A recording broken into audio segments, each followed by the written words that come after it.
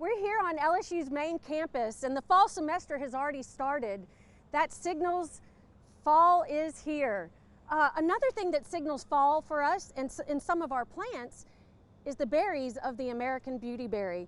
It's called American beautyberry for two reasons. This plant is native to North America and the berries are just gorgeous.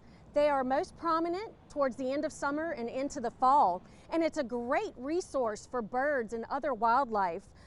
This plant has a rich history in our country.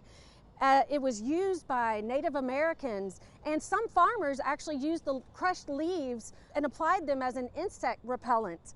Its Latin name is Calicarpa americana, and that is because it is native to America. So this is a great landscape plant that is native to this area. So it'll be more resistant to disease, pathogens, and it will just perform well in our area. It does great in Louisiana.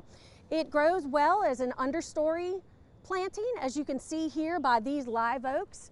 It has an open, airy growth habit. It'll get about 6 feet tall and about 6 feet wide. Older plantings will get much larger, can grow about 9 to 10 feet.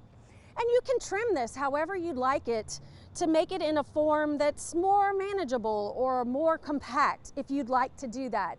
Now it is a deciduous shrub. It will drop its leaves in the wintertime, but it'll come back year after year, and these berries will bring a beautiful fall color to your lawn.